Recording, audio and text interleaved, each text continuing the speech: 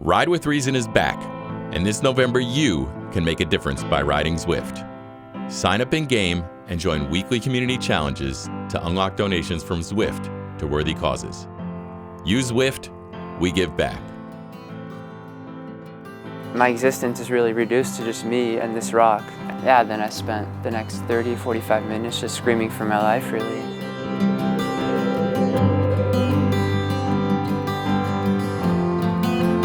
Adrian Costa is on top of the leaderboard for the USA. People say stuff like, oh, next Trek Le Mans, next great stage racer. Never really associated with any of it. It's pretty incredible to come here and win the time trial. I wasn't really expecting to be able to be first.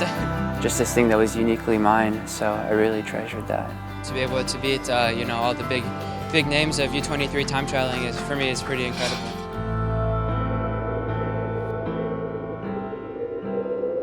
Been climbing with a partner the 3 prior days. So this was my rest day adventure.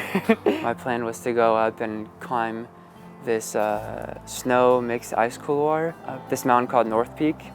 And the snow was too soft, so I would get 5-10 feet off the ground and just my tools would start kind of just slipping through the snow. I was saying, yeah, that's enough risk in the mountains for a day, you don't want to push your luck. So he went back to his car, but I was looking at Mount Canes. So I saw it in the distance. It was only 11 a.m. So I was like, okay, you know what? I'm just gonna try going up there and still have myself a little adventure. Yeah, as I was going up higher and higher, and the trail slowly disappeared and became loose rock and stuff, I could feel something was a little bit off. I was stumbling a little bit. I was really thirsty. I was a little bit of a headache. Just not one of those days where things don't really flow. And yeah, there's these big, huge rocks that were kind of coming loose because they'd been trapped by the snow all winter. And then all of a sudden, I stepped my left foot up onto this rock. Was standing more or less vertically, actually. Stepped up onto it, and I fell to my left, and somehow my left leg got free, but my right leg was caught under it. Yeah, it took a few seconds for it to sink in. I was like, looked down, I was like, holy shit, like, panicked, ripped off my backpack, threw off my backpack, out of reach, actually.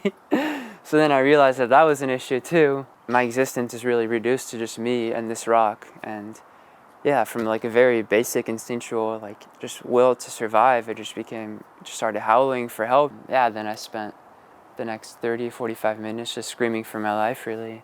Thankfully, there was these couple of climbers that I saw earlier. They stopped at a lake lower down to take a dip, and if they hadn't stopped at the lake, they would have been gone. And he had a little GPS device with the SOS button. He pressed that.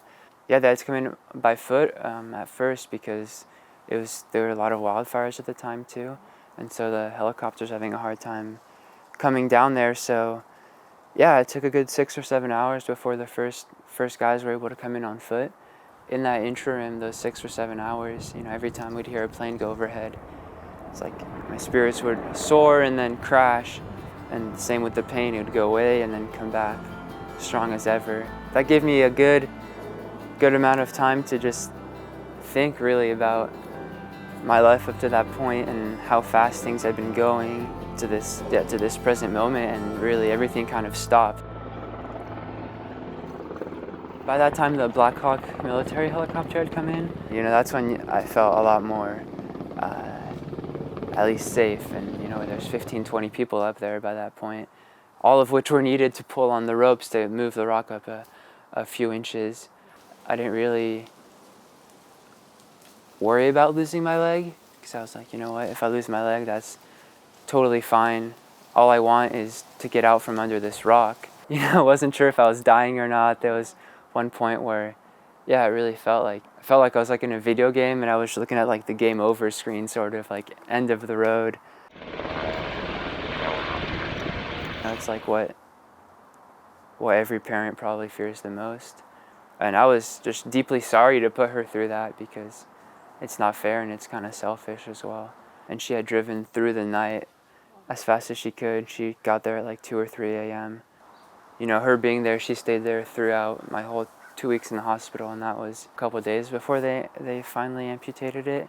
And then it was five more surgeries over 10 days, so every other day I was under the knife. He's in a lot of pain, I could tell, and he seemed like he was already like talking about the future, which is like totally him, you know? I was lucky to have a lot of people come visit me, and that was insanely powerful and really kept me floating. You know, that and all the messages I was getting on my phone and stuff. Yeah, I'm pretty grateful for that.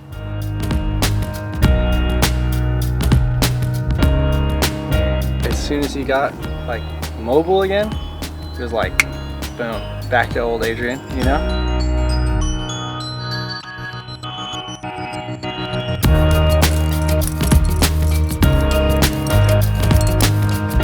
Now we just like do the same thing we used to do.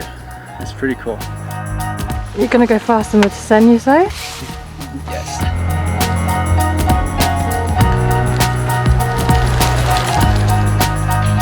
This definitely was a powerful reset that now motivates me and showed me that, yeah, the possibilities are endless, really. Just whatever you can imagine is what you can make happen. So that's kind of how I'm hoping to live the rest of my life, really.